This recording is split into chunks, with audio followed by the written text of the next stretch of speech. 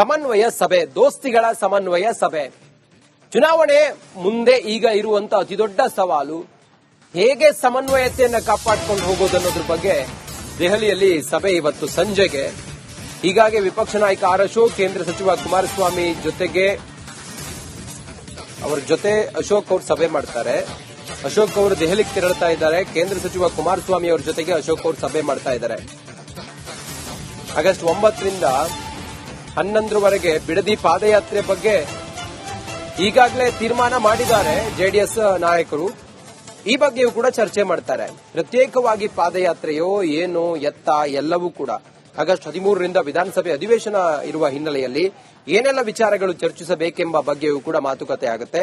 ಸರ್ಕಾರವನ್ನ ಇಕ್ಕಟ್ಟಿಗೆ ಸಿಲುಕಿಸುವ ಬಗ್ಗೆ ರಣತಂತ್ರವನ್ನು ಕೂಡ ಈ ಮೀಟಿಂಗ್ನಲ್ಲಿ, ಸಮನ್ವಯ ಸಭೆಯಲ್ಲಿ ಚರ್ಚೆ ಮಾಡ್ತಾರೆ ಅನ್ನೋದು.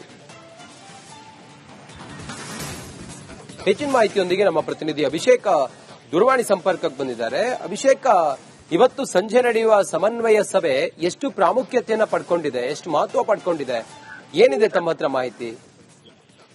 ಜೆಡಿಎಸ್ ಹಾಗೂ ಬಿಜೆಪಿ ಯಾವಾಗ ಮೈತ್ರಿಯನ್ನ ಆರಂಭ ಮಾಡ್ತೋ ಅಲ್ಲಿಂದ ಇಲ್ಲಿವರೆಗೂ ಸಮನ್ವಯತೆಯ ಕೊರತೆ ಇದೆ ಅಂತ ಅನೇಕ ವಿಚಾರಗಳಲ್ಲಿ ಅನೇಕ ಬಾರಿ ಪ್ರಶ್ನೆಗಳಿದ್ದಿದೆ. ಆದ್ರೆ ಬಿಡದಿ ವಿಚಾರದಲ್ಲಿ ಜೆಡಿಎಸ್ ಹಾಗೂ ಬಿಜೆಪಿ ಈಗ ಸರ್ಕಾರದ ವಿರುದ್ಧ ತೊಡೆತಟ್ಟಬೇಕು. ಯಾವುದೇ ಕಾರಣಕ್ಕೂ ಕೂಡ ಈ ಯೋಜನೆಯನ್ನ ಸರ್ಕಾರ ಚಾಲ್ತಿಗೆ ತರಬಾರದು. ಇದಕ್ಕೆ ತೆಗೆದುಕೊಳ್ಬೇಕಾದಂತ ಅಷ್ಟು ಕ್ರಮಗಳನ್ನ ಎಲ್ಲಿಯೂ ಕೂಡ ಲೂಪ್ ಹೋಲ್ ಇರದಂತೆ, ಸಣ್ಣ ಸಮಸ್ಯೆ ಆಗದಂತೆ ಈಗ ಮುಂದಕ್ಕೆ ತೆಗೆದುಕೊಂಡು ಹೋಗಬೇಕು ಅನ್ನೋದು ಲೆಕ್ಕಾಚಾರದಲ್ಲಿ ಇರುವಂತದ್ದು. ಈ ಕಾರಣದಿಂದಾಗಿ ದೆಹಲಿಯಲ್ಲಿ ಕೇಂದ್ರ ಸಚಿವ ಎಚ್ ಡಿ ಕುಮಾರಸ್ವಾಮಿ ಜೊತೆ ವಿಪಕ್ಷ ನಾಯಕ ಆರ್ ಅಶೋಕ್ ಸೇರಿದಂತೆ ಇತರೆ ಮುಖಂಡರು ಇವತ್ತು ಸಭೆಯನ್ನ ಸಂಜೆ ಸೇರೋರಿದ್ದಾರೆ. ಯಾವ ರೀತಿಯಲ್ಲಿ ಆಗಸ್ಟ್ 9ರಿಂದ 11ರವರೆಗೂ ಪ್ಲಾನ್ ಮಾಡಿದ್ದಾರೆ, ಅದಾದ ನಂತರ ಆಗಸ್ಟ್ 13ಕ್ಕೆ ಯಾವ ರೀತಿ ಇದನ್ನ ವಿಧಾನಸೌಧ ಚಲೋ ಮಾಡಬೇಕು, ಇದಾದ ನಂತರ ಯಾವ ರೀತಿ ಸರ್ಕಾರವನ್ನ ಇಕ್ಕಟ್ಟಿಗೆ ಸಿಲುಕಿಸಬೇಕು, ಈ ವಿಚಾರಗಳ ಬಗ್ಗೆ ಮಾತುಕತೆಯನ್ನು ನಡೆಸೋರಿದ್ದಾರೆ. ಇದೇ ಸಂದರ್ಭದಲ್ಲಿ ಪ್ರತಿಭಟನೆ ಇರ್ಬೋದು, ಪಾದಯಾತ್ರೆ ಇರ್ಬೋದು, ಯಾವ ನಾಯಕರಿಗೆ ಯಾವ ಜವಾಬ್ದಾರಿನ ಮೀಸಲಿಡಲಾಗುತ್ತೆ, ಇದು ಬಿಜೆಪಿ ಹಾಗೂ ಜೆಡಿಎಸ್ ಅಂತ ಸಪರೇಟ್ ಆಗಿ ಮಾಡ್ತಾರ ಅಥವಾ ರೈತರ ಪರವಾಗಿ ಧ್ವನಿ ಎತ್ತಿ ಎರಡೂ ಪಕ್ಷಗಳು ಒಂದಾಗಿದ್ದೇವೆ ಅಂತ ತೋರಿಸುವಂತ ಪ್ರಯತ್ನ ಪಡ್ತಾರ, ಈ ವಿಚಾರದಲ್ಲಿ ಒಂದಿಷ್ಟು ಕ್ಲಾರಿಟಿಯನ್ನು ಇವತ್ತಿನ ಸಭೆಯಲ್ಲಿ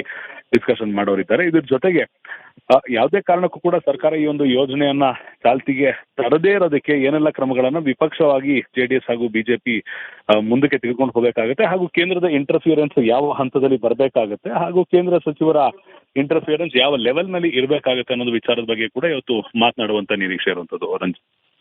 ಓಕೆ ಅಭಿಷೇಕ್, ಥ್ಯಾಂಕ್ ಯು ನಿಮ್ಮೆಲ್ಲ ಮಾಹಿತಿಗಾಗಿ.